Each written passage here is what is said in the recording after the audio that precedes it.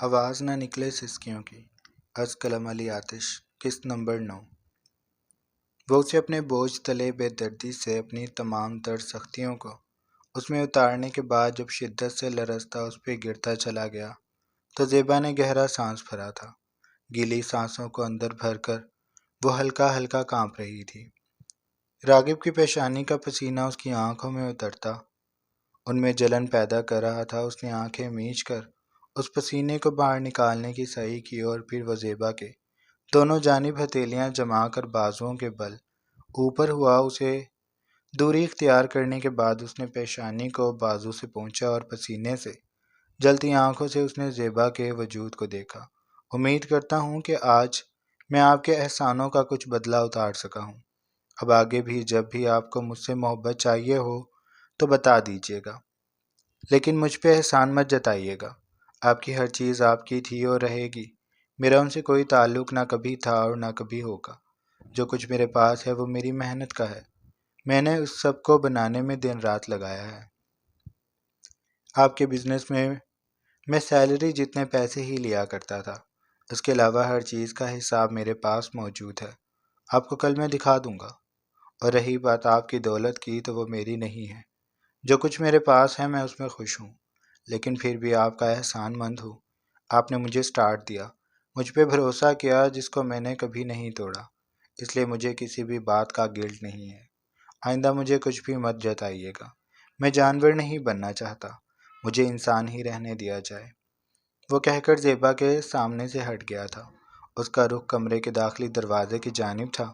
اس نے اپنی حالت درست کی شرٹ کو بازوؤں پہ ڈالتا وہ کمرے سے نکل گیا، دروازہ دھڑام سے بند کر کے گیا تھا۔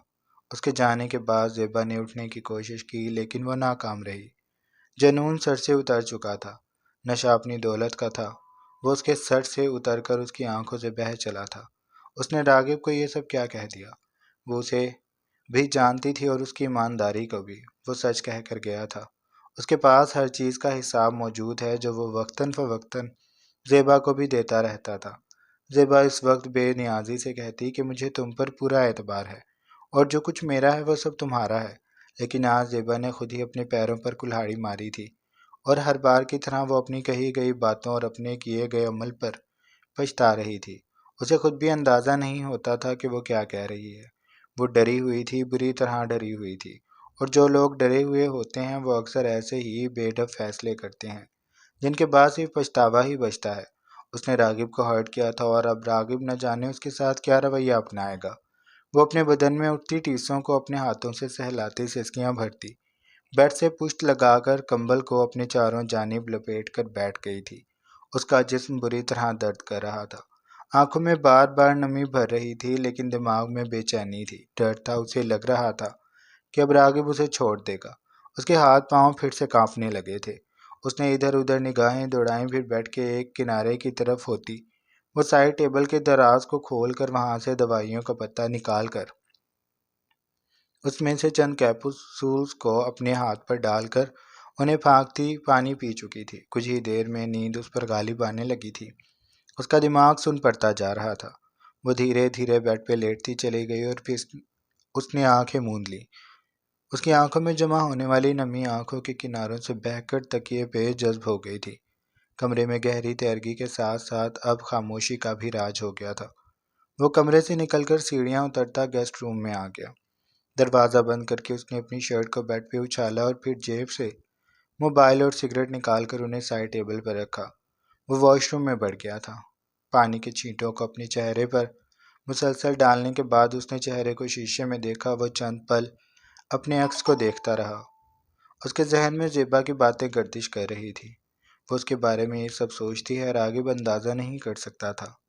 زیبا کو صرف اس سے محبت اور توجہ چاہیے، جس کے بدلے وہ مجھے پیسے دیتی آئی ہیں، یعنی میں ان کی نظر میں شوہر نہیں، ایک ایسا مرد ہوں جو انہیں سراہائے، ان پر توجہ دے، ان کی نفسانی خواہشات کو مٹائے۔ ان کی کہانی میں میرا کردار صفر ہے، میں ایک سپورٹیو کردار بن کے رہ گیا ہوں ان کی کہانی کا، جس کا کام بس انہیں خوش کرنا ہے۔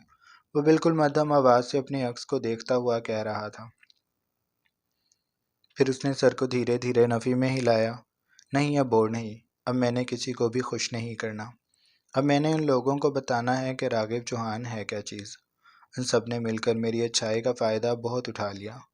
اب یہ لوگ میری سرد مہری بھگتیں گے۔ مجھے جو کرنا ہوگا وہ میں کروں گا، مجھے اب کسی کا ڈر نہیں ہے۔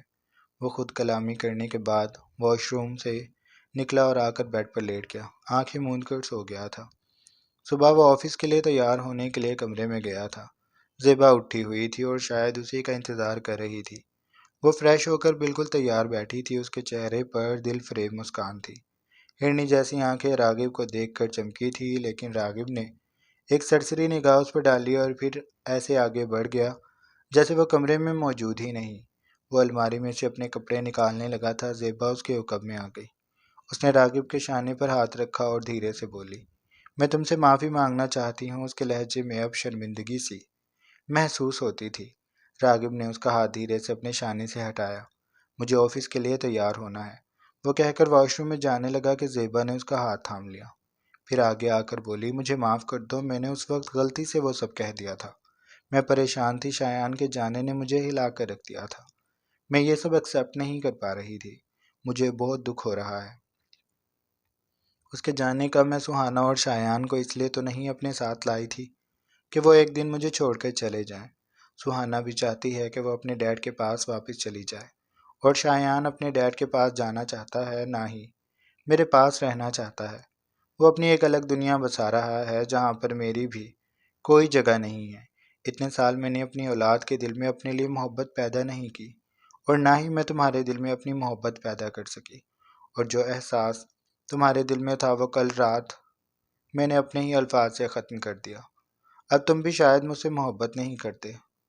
تمہیں میں نے ہرٹ کیا ہے، میں جانتی ہوں، لیکن میری حالت کو سمجھو۔ میں بہت پریشان تھی۔ وہ جلدی جلدی صفائیاں دیتی راغب کے سامنے آ گئی تھی۔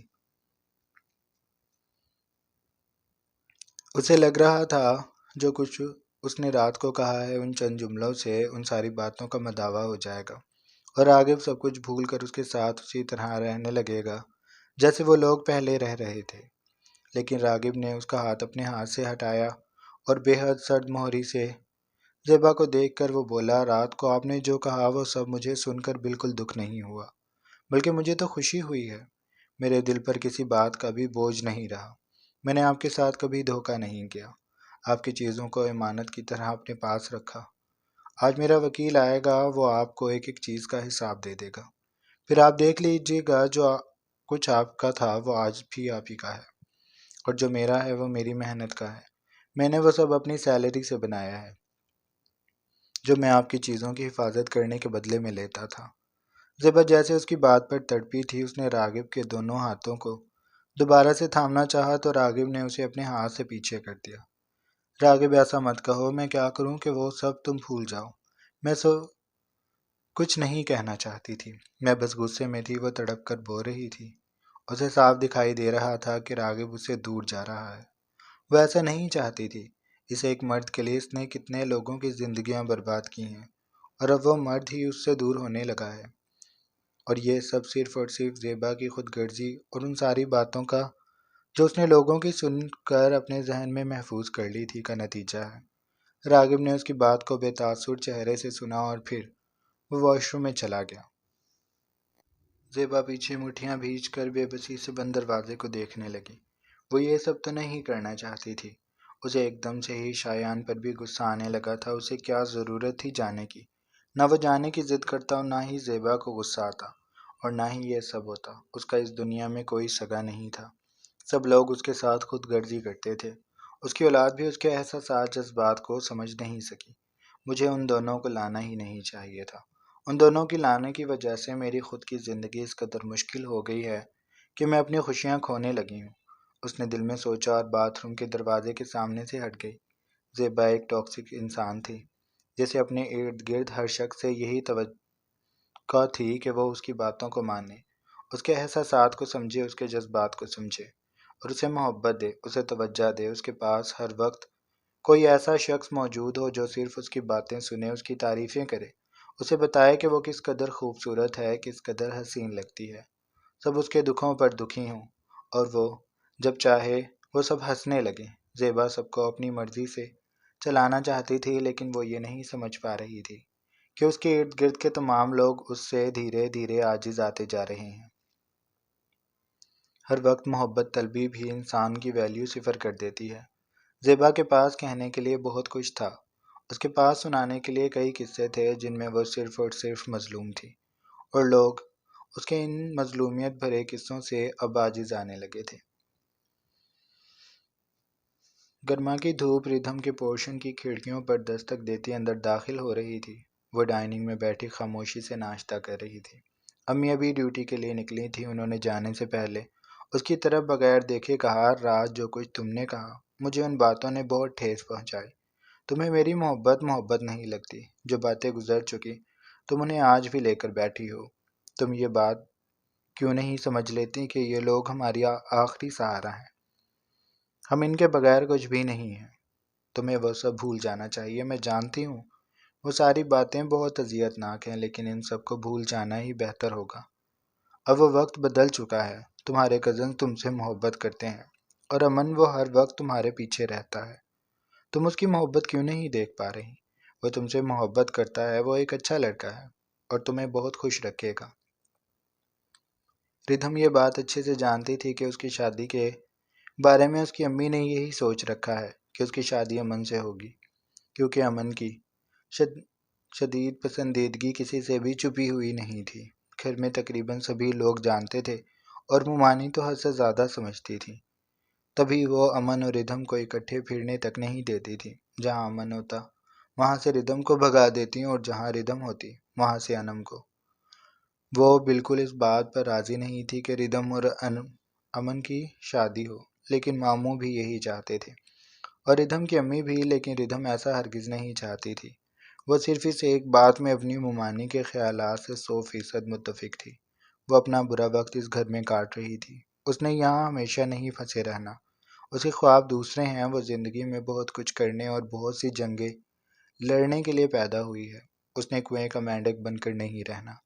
ابھی تو اس کے سامنے ایک پہاڑ موجود ہے جسے وہ سر کرنے کی ہر ممکن کوشش کر رہی ہے، اور اس پہاڑ کا نام ہے راغب چوہان۔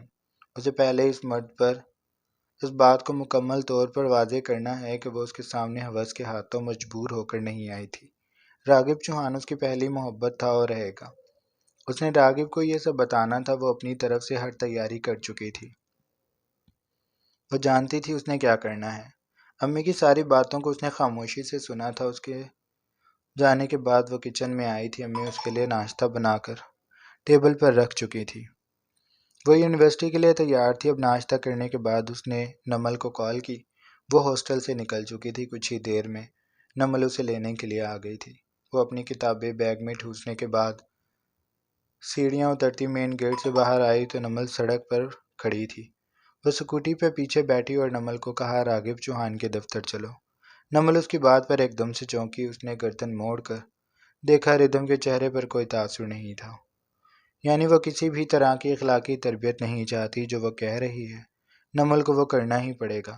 اس لیے نمل نے بغیر کچھ کہے سیکورٹی کو سٹارٹ کیا اور اس کا رخ راغب چوہان کے دفتر کی جانب کر لیا۔ وہ بغیر ناشتہ کیے آفس کے لیے نکلا تھا۔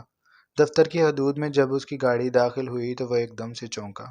اس کی گردن مڑی اور پھر وہ کچھ دیر کے لیے ہلنا بھی بھول گیا۔ وہ لڑکی اس کے دفتر کے باہر کھڑی تھی۔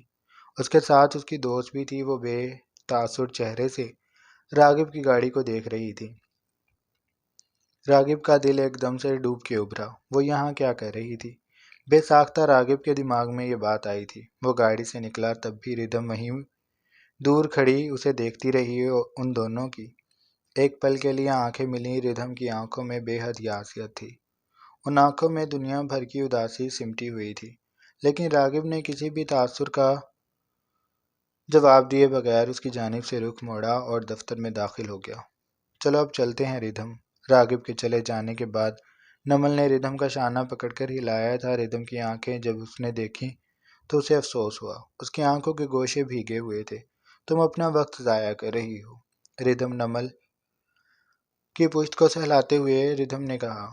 کوئی جواب نہ دیا۔ وہ خاموشی سے اسکوٹی پر بیٹھ گئی۔ میں ڈرائیو کر لوں گی، تم پیچھے بیٹھ جاؤ، اس نے کہہ کر اسکوٹی سٹارٹ کر لی تھی۔ نمل خاموشی سے اس کے عقب میں بیٹھ گئی۔ وہ دونوں جس وقت آفس کے سامنے سے گئی، راغب چوہان اپنے کیبن میں پہنچ چکا تھا۔ کھڑکی میں کھڑا ہو کر وہ جاتی ردھم کو دیکھ رہا تھا۔ ایک دم سے اسے کیسے مجھ سے اس قدر محبت ہو گئی کہ یہ میرے پیچھے ہی پڑ گئی۔ اسے کسی بھی بات کا نہ ڈر ہے نہ پرواہ۔ اسے اس بات سے بھی فرق نہیں پڑ رہا کہ میں شادی شدہ ہوں۔ میں نے اسے کتنی باتیں سنائی لیکن آج یہ پھر آ گئی۔ کہیں یہ لڑکی کسی حریف کی چال کا ذریعہ تو نہیں ہے۔ اسے بدنامی سے بے حد ڈر لگتا تھا۔ دل میں بے ساختہ یہ خیال آیا اور ساتھ ہی اسے ردھم کی اداس آنکھیں بھی دکھائی دیں۔ اس نے سر کو نفی میں ہلایا۔ مجھے وہ چال باز تو نہیں لگتی۔ اس کی عمر ہی کیا ہے، بچوں جیسی ذہنیت ہے۔ اسے دیکھنے سے ہی لگ رہا ہے کہ وہ ایک ضدی بچہ ہے۔ 4 دن کا بھوت ہے، اتر جائے گا۔ میں اسے مسلسل نظر انداز کروں گا، خود ہی پیچھے ہو جائے گی۔ اس نے کہہ کر سر جھٹکا اور آ کر پاور چیئر پر بیٹھ گیا۔ بڑی مشکل سے اس نے اپنا دماغ کام کی جانب مرکوز کیا تھا۔ اسے لگا تھا کہ ردھم کی محبت اس کے 4 دن کا شوق ہے اور راغب کے مسلسل نظر انداز کرنے سے وہ تھک جائے گی اور پھر یہاں آنا چھوڑ دے گی، لیکن وہ غلط ثابت ہوا تھا۔ ردھم ہر روز بلا ناغہ صبح اس کے دفتر کے باہر آ کر کھڑی ہو جاتی۔ اس کی گاڑی کو دیکھتی، اسے دفتر میں داخل ہوتے دیکھتی، کچھ دیر وہاں رکتی اور پھر وہاں سے چلی جاتی۔ راغب ہر شام خود کو یہ سمجھاتا تھا کہ اس لڑکی کا بس دماغ خراب ہے اور کچھ نہیں۔ وہ ایک بے جوڑ رشتہ تو سنبھال نہیں پا رہا، دوسرا کیسے سنبھالے گا؟ اور وہ لڑکی تو ہے بھی اس قدر کم عمر۔ اس کا اور ردھم کا کوئی جوڑ نہیں ہے۔ اگر اس نے ردھم کی طرف قدم بڑھا بھی دیے تو وہ سکینڈلائز ہو کر رہ جائے گا کہ راغب چوہان نے اپنی بیٹی کی عمر کی لڑکی سے شادی کر لی۔ اسے شادی کرنی ہے لیکن وہ لڑکی ردھم ہرگز نہیں ہو سکتی۔